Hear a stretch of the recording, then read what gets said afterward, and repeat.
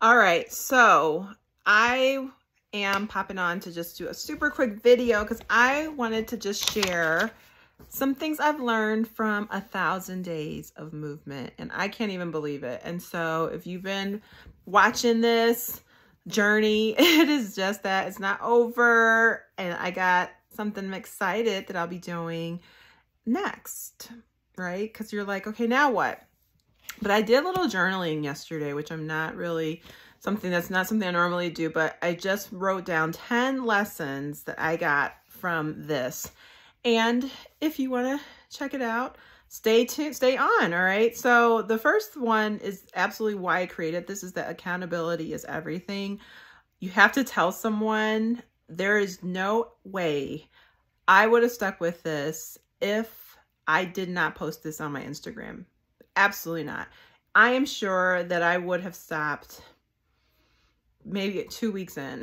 Like there's just no way. So that was huge, having a platform, and it has to be for me somebody that's like not related to me is the one who has to know about it. So that was my first lesson. The second lesson is that the hardest part was getting out of my head. So this whole thing has been mental. Believe it or not, I was procrastinating today. I had a busy day, and then I was like, okay, you've got to go get this in. And I was dawdling. I was like, oh, let me do this. I got to take care of this. Let me start folding some clothes. I was still in procrastination mode. So, you would think after almost 3 years of doing something, would it get easier?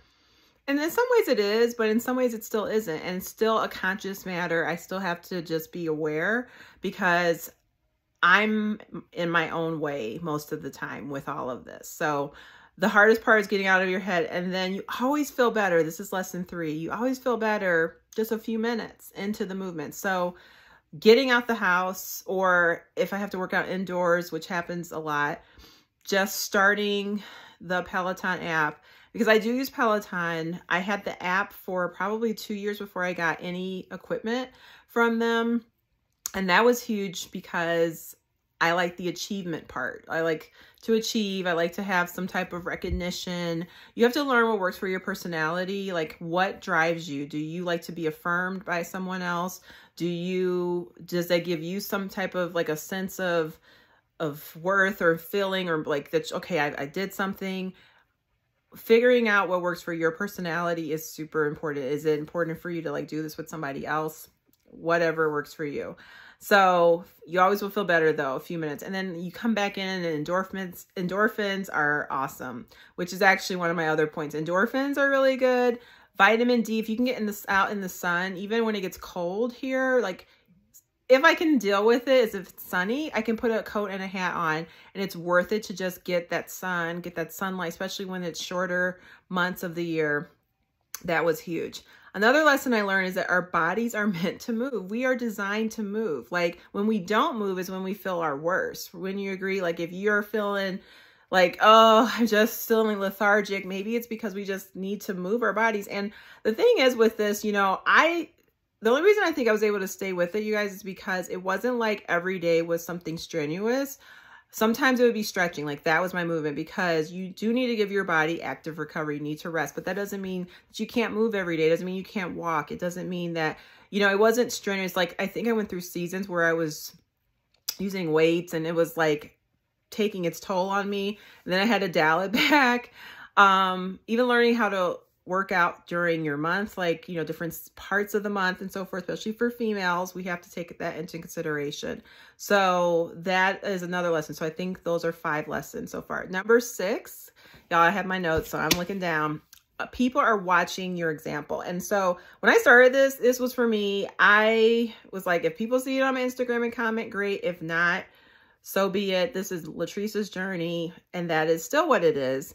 But people are watching, and so thank you to those who comment, or maybe you give me a applause. I do have to shout out my friend Myra, because she clapped, and Janice, they literally give me props every single day. So y'all need your own personal shout outs. And then Janice joined the journey with me. She's 600 days into her journey and is accountable every day. And then I like to repost it because it's just fun. So thank you for being part of our movement squad, hashtag movement squad. But people are watching your example. Like, you know, I've had conversations with people and they'll be like, what day are you on? You're on day such. And I'll be like, oh, you're paying attention? They are paying attention. So that's cool. Number 7 is that it transfers to other areas. So I do have my own business. I'm an entrepreneur. And that has helped me stay consistent in that business. It helps me stay consistent even in some of my spiritual endeavors that I have daily. I like to track certain things. Like it's one discipline from like spiritual life, personal, health, like food and like water, movement. And then I think it's like reading a book or something like that every day. And I'm tracking that too. So that's like day 500 something. Y'all, clearly I like tracking and liking, and I get the little confetti. It's called the Habit app. You get like this confetti that pops. So check it out, download it. If you're that person that likes getting confetti and getting affirmed every day with like your own little confetti machine coming down to you on you virtually. So that's awesome. Number 8 is it's proof you can stick to something. So if you're like, can I do this? Can I be consistent? You know, in my entrepreneurial role, I'm also a mentor and I coach women in their businesses. And so many times people will tell me they feel like they can't stick with something. And that is not true, because if you're still alive and functioning and, you know, a lot of people have children and you keep them alive, clearly you know how to stick with something, you know how to be consistent. And so sometimes you just need that reminder that you can do this. You can stick to something. You can be consistent. And 2 more lessons. Time flies. Okay, that's a really big one. The time is flying. I'm even going through my pictures right now to see if I'm going to put together a reel. Y'all, I'm not that techie, but I might put something together. It may not be for a couple of days that because then I'm going to get super meticulous with it.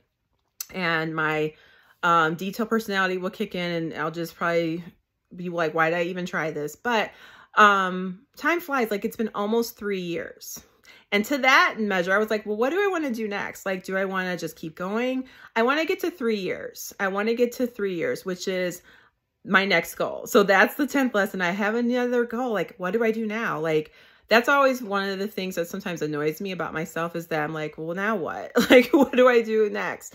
And so I want to get to 1,095 days. All right, 1,095 days. So bear with me for these next 3 months, because I do want to finish that up with 3 years, and then we'll reassess and figure out what's next. But on that note, I did decide to sign up for a race. I haven't done, other than some virtual races through the pandemic, I haven't done an in-person race since before the pandemic. And so I signed up for a race. I'm so excited. And so it's actually next month.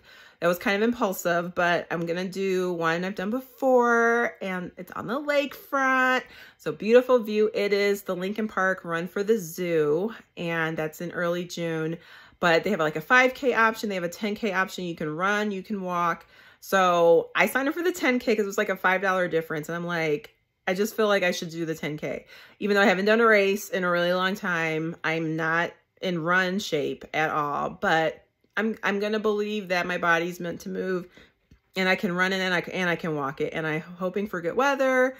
And I do enjoy racing, and I like that course because you're on the lakefront, you're at the zoo, and this is a little probably TMI, but I love races where they have access to good bathrooms. Like, that's super important, where it's clean and not just a porta potty. So I totally judge a race based on that. So that's what's next. So if you have stayed and watched this whole thing, kudos to you. But I'm excited because those are my 10 lessons that I have learned in the course of 1,000 days. And it has been a journey that I'm still on. At first I thought it was just for like, you know, maintaining weight and so forth. And it, you know, there's still a lot of work I need to do on that. It's really about health, wellness, mental, more than anything. The scale may not give you show you the number you want to see back right now. And I know what to do on that front, but, it's really just about having something for me that I enjoy, taking time for me every day. It's really been about self-care. Yeah. It's been a self-care situation for 3 years, which we all have needed. So What's going to be what will you do for you? Everybody needs self-care. Self-care is not selfish. And I appreciate you being part of my journey.